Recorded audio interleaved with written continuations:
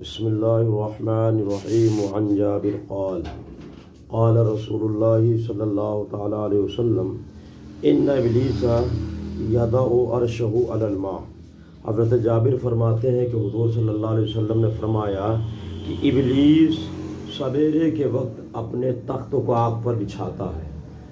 اپنے تخت کو سمندر پر بچھاتا ہے، لیکن ڈوبتا نہیں ہے، کیونکہ ابلیس بھی آگ کا بنا ہوا ہے اور اس کا تخت بھی آگ کا ہے۔ جیسے آج کل کشتیاں نہیں ڈوبتی ہیں، اسی طرح ابلیس کا تخت بھی نہیں ڈوبتا ہے۔ ثم یبعث سرایاہ یفتنون الناس، پھر چھوٹی چھوٹی جماعتوں کو، اپنی اولادوں کی چھوٹی چھوٹی جماعتوں کو لوگوں کے درمیان فتنہ فساد، لڑائی جھگڑا پھیلانے کے لیے بھیجتا ہے۔ سرایا اکثر کہتے ہیں جس میں کم سے کم 5 آدمی اور زیادہ سے زیادہ 400 لوگ ہوں،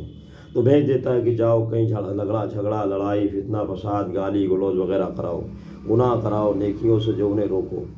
تو ان کی مختلف جماعتیں ہوتی ہیں۔ مثلا اردو میں اگر کوئی وسوسہ ڈالے تو اس شیطان کا نام ولحان ہوتا ہے، کہ جب وضو آدمی بارہ کبھی ہوتا ہے کہ آدمی وضو کرتا ہے تو لگتا ہے کہ ہوا کہ نہیں ہوا، سوکھا ہے بھیگا کہ نہیں بھیگا، یا وضو کر کے جاتا ہے پھر تھوڑی دیر میں لگتا ہے کہ وضو کیا کہ نہیں کیا، تو یہی وہ شیطان ہے ولحان جو وضو میں وسوسہ ڈال دیتا ہے۔ جیسے نماز میں وسوسہ ڈالے تو اس ایک شیطان کا نام ہے خنزب، تو یہ خنزب شیطان ہے جو نماز میں وسوسہ ڈالتا ہے۔ لگا کہ نماز 3 رکعت پڑھی کہ 4 رکعت پڑھی، 3 تکبیر کہی کہ 4 پڑھی، کبھی وسوسہ ہوتا ہے۔ ایسی صورت میں حکم یہ ہے کہ جب نماز سے پہلے بائیں طرف منہ کر کے اس طرح تھو کر کے تھونکا جائے اور اعوذ باللہ من الشیطان الرجیم پڑھ جائے۔ تھونکا نہ، جب مسجد کے باہر ہو تو تھونک بھی سکتے ہیں، اور مسجد میں ہو تو پھر بائیں طرف منہ کر کے خالی پھپکار دیا جائے اور اعوذ باللہ من الشیطان الرجیم پڑھا جائے اور پھر نماز پڑھی جائے۔ اب اس کے بعد کوئی وسوسہ اگر دل میں آتا ہے تو اس پر توجہ نہیں، 3 کہا ہے کہ 3 پڑھی ہے تو یہ پھر کہے کہ آج میں 3 ہی پڑھوں گا، اس سے شیطان کو تکلیف ہوگی۔ وہ سوچے گا کہ میں نے وسوسہ ڈالا کہ 4 کی نیت کی تھی، 3 پڑھی اور اس نے میرے وسوسے کو نہیں مانا، 3 ہی پڑھی، تو وہ تکلیف میں ہو کر کے اور پریشان ہو کے بھاگ جائے گا۔ تو نماز میں وسوسہ، اسی طرح بہن جو ہے ماں باپ بیٹوں کے درمیان جھگڑا کرانے والے اور گناہ کرانے والے، الگ الگ طرح کے الگ الگ شیطان ہوتے ہیں، تو سب کو ابلیس الگ الگ جگہ بھیج دیتا ہے، کام پر لگا دیتا ہے۔ پھر فرمایا فَأَدْنَاهُمْ مِنْهُمْ مَنْزِلَةً أَعْظَمُهُمْ فِتْنَةً، تو ان میں سے سب سے بڑے مرتبے والا وہ شیطان ہوتا ہے ابلیس کے نزدیک جو سب سے بڑا فتنہ پھیلاتا ہے، جو سب سے بڑا فتنہ پھیلا کر کے آئے گا۔ شام کے ٹائم جب وہ بیٹھے گا تو اس کو سب سے اپنے قریب کر لے گا۔ تو پھر فرمایا کہ یزیع احدہم فیقول، تو اس میں سے ایک شیطان آئے گا اور کہے گا فعلت کذا و کذا، میں نے یہاں جھگڑا کرایا، یہاں لڑائی کرائی، یہاں مار پیٹ کرائی، اس کو نماز نہیں پڑھنے دیا، اس کو روزہ نہیں رکھنے دیا۔ تو ابلیس کہے گا ما صنعت شیئا، تو نے تو کچھ نہیں کیا، کیونکہ فرمایا کہ ابلیس چند باتوں سے خوش ہوتا ہے۔ جب کوئی کہے کہ ایک طالب علم پڑھنے جا رہا تھا، میں نے پڑھائی سے روک دیا، اس کو حافظ یا عالم نہیں بننے دیا، تو ابلیس بڑا خوش ہوگا۔ یا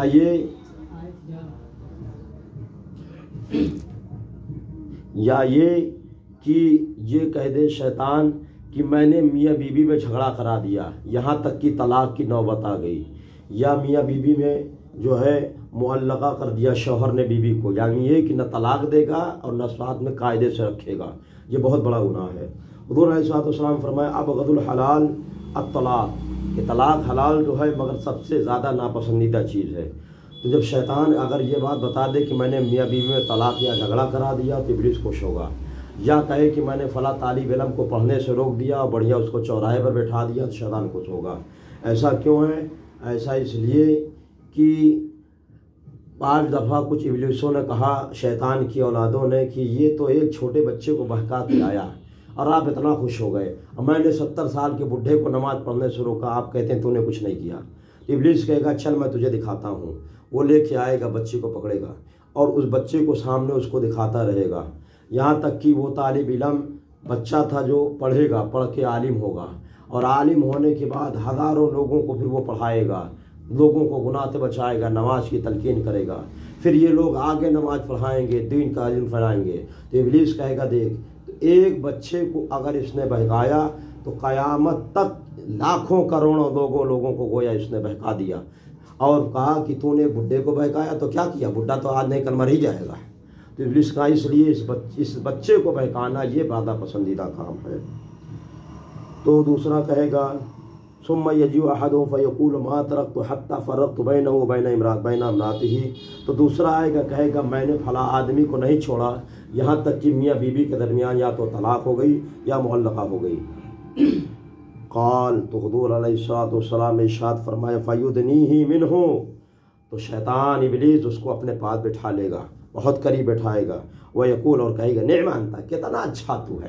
تو نے کتنا اچھا کام کیا، جھگڑا کرا دیا میاں بیوی میں، طالب علم کو پڑھنے نہیں دیا، اس کو جو ہے گوارہ گردی میں لگا دیا، اس کو بہکا دیا کہ مت پڑھ، پڑھائی جو ہے تو بڑی بھاری چیز کا نام ہے، بھاگ جا یہاں سے، چل کما کھا جا۔ تو فرمایا وہ بڑا اچھا ہے، تو بڑا اچھا ہے۔ قال الاعمش، حضرت احمد کہتے ہیں اوراہو، میرا خیال یہ ہے کہ قال، کہ حضور نے فرمایا تھا فیلتزمہ،